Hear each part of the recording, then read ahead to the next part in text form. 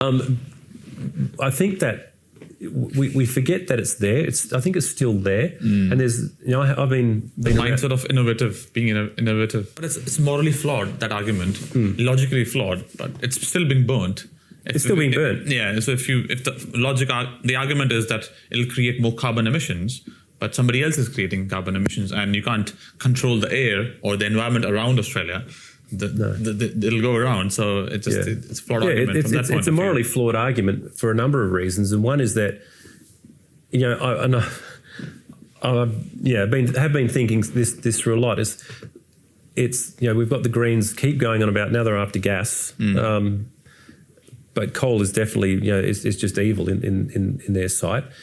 Yet I won't listen to a moment of their arguments until I see them protesting outside the front of the Chinese consulate and other consulate, maybe the Indian consulate as well, because India's building coal-fired power stations at a fairly large rate. So if you're really, really serious about that, we've been knocking down our coal-fired power stations and we've been shutting them down.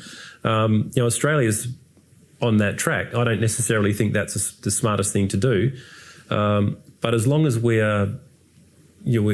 seem to give China, India, and other countries like that a free pass on coal-fired power generation. We shouldn't be preventing ourselves from having it. I know they use that argument. Oh, Australia needs to lead the world in all of this. It's like, well, are we? Are they? Is China following us? In this respect? I'm not convinced. Mm-hmm. The defense and the defense industry are two different parts, and as you said, that one of your research or your studies is focused on oil and gas and defense. So, if you can talk more on the idea of creating how defense industry or how a fledgling or thriving defense industry can provide the idea of being sovereign and the sort of sovereignty for a country. Not sovereign capability. Yeah.